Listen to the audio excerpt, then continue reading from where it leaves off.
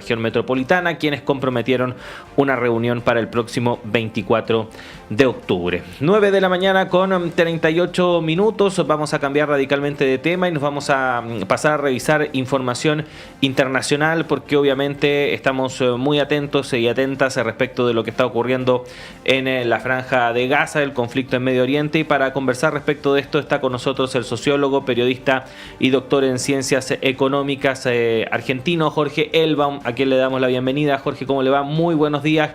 Gracias por estar con nosotros acá en Radio Análisis. Hola, muy buenos días. Muchísimas gracias por llamarme. Sí, no, queríamos contar con su ayuda para entender un poco, ¿no?, lo que está aconteciendo en estos momentos en Medio Oriente. Ya ha pasado poco más de una semana desde que se agudizara este conflicto a partir de esta acción promovida por Hamás, que tuvo esta respuesta brutal por parte del Estado de Israel. ¿Qué podríamos decir respecto de cómo se han ido decantando los acontecimientos tomando estos días que han pasado? Bueno, primero, frente a un hecho de estas características, repudiar toda forma de terrorismo, sea de los milicianos o del terrorismo de Estado, que enfoca básicamente sobre civiles. En segundo término, conceptualizar cuál es el real problema existente en este momento en el Cercano Oriente, y que es la inexistencia de uno de los dos países que las Naciones Unidas decidió en 1947, que es Palestina. Ese país no existe todavía, sus tierras, sus territorios están ocupados en Cisjordania por Israel, y otra parte de ese territorio que es Gaza está sitiado en el marco de una política también decidida por el Estado de Israel. Ese es el marco y el problema real. Ahora, a partir de eso, hay como al interior de Israel y al interior de los palestinos distintas líneas. En el caso de los palestinos está la Autoridad Nacional Palestina, conformada básicamente por la OLP, por el Fatah, que tiene una política orientada hacia laica, progresista, y orientada a resolver políticamente el tema. Por el otro lado está enfrentado a la Autoridad Nacional Palestina dentro de este país todavía inexistente, está Hamás, y está también la Yihad Islámica, pero Hamás específicamente es una organización descendiente de los hermanos musulmanes, una organización sunita teocrática, ligada a las tradiciones. Fue fundada en Egipto en 1929, enfrentado fuertemente a Abdel Nasser en aquel momento, y perseguidos por este último, debido a que buscaban una revuelta islámica, ¿no es cierto? Bueno, eso es Hamás, y tiene formas que denominan de resistencia ligadas claramente al terrorismo, porque orientar las políticas o las acciones militares hacia civiles y a niños, como lo han hecho, demuestra claramente esa intencionalidad, y su devolución en una lógica bíblica de ojo por ojo, diente por diente.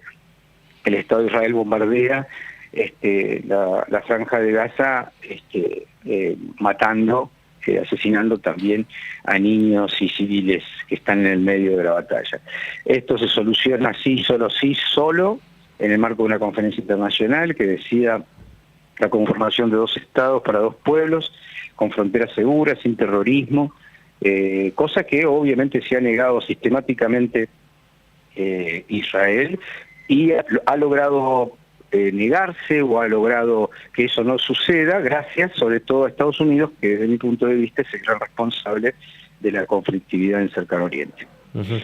Independiente de esa responsabilidad que ya trae de antemano, ¿no?, Estados Unidos, la Unión Europea, por ejemplo, Occidente, respecto de lo que está ocurriendo en ese lugar, ¿cómo evalúa la reacción que han tenido estos actores a partir de los hechos que se desencadenaron hace aproximadamente una semana? Es que esto no es nuevo, esto ya sucedió en el 2007, sucedió en el 2012, es decir, lo que hay es una acción pretendidamente de resistencia, tirando misiles sobre población civil por parte de Hamás. En este caso no fueron solamente misiles, sino que ingresaron milicianos, tanto de Hamás como de la Yihad Islámica, cometiendo ese pogrom del 7 de octubre, Y la respuesta, como siempre, de Israel es triplicando la apuesta, decimos nosotros, ¿no? Tratando de generar más daño que el recibido, y en una lógica de muerte que obviamente no tiene solución de continuidad y ningún sentido, porque esto no tiene una solución militar de ninguna manera. Uh-huh.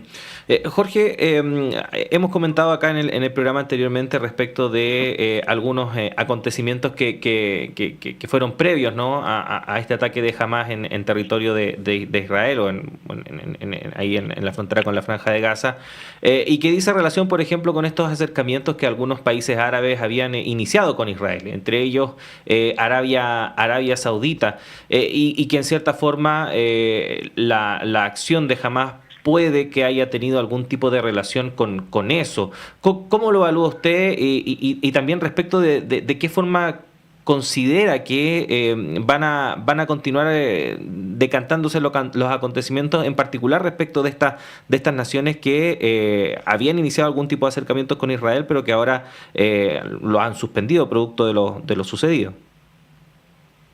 Yo creo que son suspensiones que volverán porque los acuerdos que estaba desarrollando Arabia Saudita y otros países con Israel no son acuerdos que estén insertos en simpatías o en necesidades de sus pueblos, sino son negocios. Entonces, en realidad eso quedará suspendido momentáneamente y volverá a su cauce en la medida de que esta situación se limite en este momento. Esta situación ya la hemos vivido, insisto, muchas veces, hay una vez por año, si se quiere, un momento de estas características, y después la ruta de las lógicas estructurales continúa.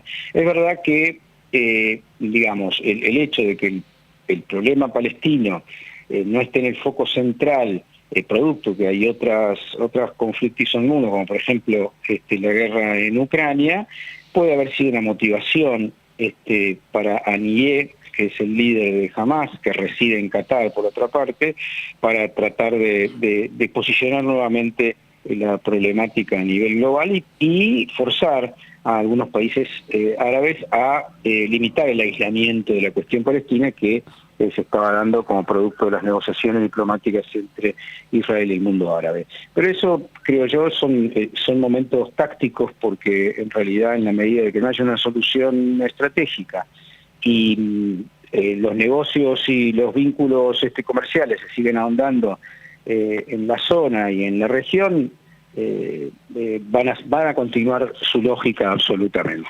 Esa es mi perspectiva. Y respecto a cómo van a ser los acontecimientos, y todo está mostrando claramente que hasta que, si se quiere, Israel no logre vengarse en esa lógica de lo que ha sucedido, no va a parar esta situación. Creo que va a haber una invasión en Gaza, sin duda, y que va a ser una tragedia y una matanza más, que no va a solucionar el problema y simplemente va a contar con más muertos nada más. Uh-huh. Esa invasión que parece ser inevitable, ¿de qué forma podría hacer escalar este conflicto? Yo creo que acá hay un tema de fondo, que es que Israel tiene 400 bombas nucleares, y nadie que tenga 400 bombas nucleares pierde una guerra. Y esto lo sabe también Rusia, digamos, ¿no? Y eso es una realidad que en general estratégicamente no se quiere abordar, y que está presente. Y Irán no va a atacar más que ayudar a la Yihad Islámica o a Hezbollah o... A ver, dame un segundito, justo me están tocando el timbre, pero sí, no hay problema. Un segundito. Estamos conversando con el sociólogo, periodista, doctor en ciencias económicas argentino, Jorge Elbaum, a propósito del escenario político respecto de Medio Oriente, pero también vamos a abordar otros temas importantes. No se preocupe, Jorge. Son cosas que pasan en vivo. No, lo que decía es que esta situación, por supuesto, va a ahondar la conflictividad, pero desde mi punto de vista va a ser por un momento. No creo que sea un increciendo continuo. Va a terminar con una venganza de Israel, terminar momentáneamente, ¿no? Y luego va a entrar sus causas naturales, y el año que viene vamos a tener de nuevo misiles. Y lo que sí es verdad que es muy probable que el ingreso en en Gaza vaya a descabezar sobre todo a los referentes de Hamás más importantes, porque Gaza no solamente está sitiada por Israel, está sitiada también por Egipto. Recordemos que los hermanos musulmanes son los antecedentes de Hamás, y los hermanos musulmanes son los que ganaron las elecciones en Egipto, y al-Sisi, el actual presidente, dio un golpe de Estado y encarceló a todos sus dirigentes, y algunos incluso los condenaron a muerte. Con lo cual no es un tema solamente, lo de Hamás no es solamente un tema de Israel, sino también un tema que se expresa en algunos conflictos al interior del mundo árabe. Uh-huh. Jorge, bueno, vamos a cambiar de tema en honor al tiempo, porque bueno, este fin de semana son las elecciones presidenciales en Argentina. No me voy a tomar mucho tiempo en introducir el tema, porque ya acá en la radio lo hemos conversado y también en distintos medios se ha hablado mucho de esto. ¿Qué cree que va a ocurrir finalmente el domingo allá en Argentina, Jorge? Hay como dos grandes hipótesis, ¿no? Que yo comparto. La hipótesis más probable es que Milei salga primero con 30 y pico de puntos, muy cerca a Massa, y en tercer lugar Patricia Bullrich de Juntos por el Cambio, y que haya un balotaje en noviembre entre los dos primeros. Eso es más o menos una hipótesis o una conjetura que comparten los analistas en Argentina, pero por supuesto, como en la primera vuelta ha habido sorpresas, también puede suceder lo propio en esta vuelta. Pero creo que ese va a ser el tono. También es verdad, es relevante cuánta diferencia. Recordemos que en Argentina se puede ganar en primera vuelta si solo si se saca, obviamente, más de 50 puntos o más o una diferencia de 10 puntos, más siendo más de 40 el que lo saque primero. O sea, tendría que ser 43, 32, digo, ¿no? Y ahí también podría obtenerse la presidencia. No creo que va a ser el caso, y nos vamos a enfrentar, obviamente, a una segunda vuelta, digamos, en noviembre, donde los dos candidatos, el del libertario, digamos, ¿no? Es ultraliberal por un lado, y por el otro lado lo de la tradición que expresa lo nacional y popular en Sergio Massa, van a enfrentarse en noviembre. Uh-huh. Usted mencionaba que puede haber una sorpresa. Ese espacio de sorpresa, ¿hacia qué lado se inclina? Porque hasta ahora las encuestas dan para todo. Algunos incluso pueden a Massa por delante, otros que dicen que hasta Milei puede ganar en primera vuelta. ¿Por dónde puede ir esa sorpresa? Ambas, cualquiera de esas dos que acabo de nombrar, serían consignadas. Hoy en algunos casos son deseos, ¿no? No veo que puedan pasar.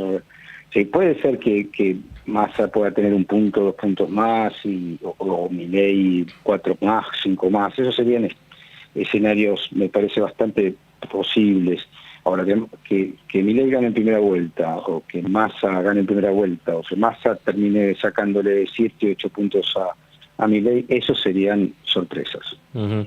Ahora, profesor, efectivamente la atención ha estado puesta en lo que es la elección presidencial, obviamente por lo mediático que es la figura de Javier Milei, cómo ha sido su irrupción dentro de la política argentina, pero poco se habla, por lo menos acá en Chile, respecto de lo que es la elección legislativa, que puede ser tanto o incluso más importante respecto de lo que se puede proyectar para un próximo gobierno, independiente de quién gane finalmente la elección presidencial. ¿Cómo se ve esa elección? Porque, por ejemplo, en caso de que ganase Milei, su programa de reformas tan radicales requiere, sin duda alguna, de un apoyo legislativo importante.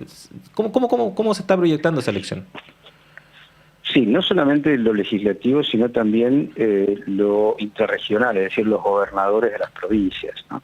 Milei, en el caso de ganar, no tiene fuerza parlamentaria propia, ni gobernadores, ni un gobernador de las 23 provincias argentinas. Con lo cual, el nivel institucional de apoyo con el que partiría sería muy limitado. No hay ninguna posibilidad que en estas elecciones Milei obtenga un buen resultado parlamentario. Puede llegar a tener 10 parlamentarios de los 325 de la Cámara Baja y 0 y 1 o 2 senadores de los casi 60, con lo cual su apoyo en la posibilidad de hacer esos cambios sería limitado o casi nulo. Hay una hipótesis que yo comparto de que en realidad Milei es un tigre de cartón, por supuesto, más es inversamente proporcional a sus gritos y a su expansividad política, carece de coherencia, incluso sus candidatos a diputado dice ayer, por ejemplo, anteayer en el cierre de campaña, su más importante candidato, Venegas Lynch, dijo que hay que romper relaciones con el Vaticano, y el otro día Milei dijo que no, que de ninguna manera hay que hacer eso. O sea, hay algo ahí medio que nosotros en Argentina caracterizamos como freak en esa irrupción, que es el resultado también de cierto enojo social frente a los partidos tradicionales y a los dos últimos gobiernos, uno de derecha y otro de Nacional y Popular, que han sido un fracaso, ¿no? En términos de lo que se han comprometido ante la sociedad. Y bueno, esos fracasos dejan espacio a estas novedades, que bueno, que tampoco son ajenas a la historia, ¿no? Cuando fracasan los modelos institucionalizados, la sociedad empieza a buscar alternativas, y una alternativa que apareció acá, producto de que fue impulsada por los medios hegemónicos de nuestro país durante años, 2 años. Milei fue un personaje ridículo más convocado al mainstream televisivo, o sea que fue una invención fuertemente impulsada por Juntos por el Cambio y sus medios acólitos, ¿no? Bueno, ese fue el combo que ha permitido que Argentina tenga un candidato famoso en todo el mundo por lo ridículo, ¿no? Uh-huh. Bueno, Jorge Elbaum, sociólogo, periodista, doctor en ciencias económicas, queremos agradecer que haya tenido el tiempo para conversar con nosotros respecto de estos dos temas tan importantes que cada uno por separado necesita de muchos minutos para poder entender y comprender de la mejor manera, pero acá hemos hecho el esfuerzo de hacer una síntesis, ¿no?, respecto de algunos de los aspectos más importantes, tanto de lo que está ocurriendo en Gaza como también de lo que va a pasar este domingo en Argentina. Lo esperamos en una próxima ocasión, Jorge, seguramente para conversar respecto de este eventual escenario de segunda vuelta o balotaje que es el más probable ahí en el vecino país. Un abrazo y que esté muy bien. No, un abrazo para usted. Muchísimas gracias por el llamado. Ahí está entonces Jorge Elbaum conversando con nosotros a esta hora de la mañana acá en Radio Análisis. Son las 9 de la mañana con 55 minutos. De esta forma despedimos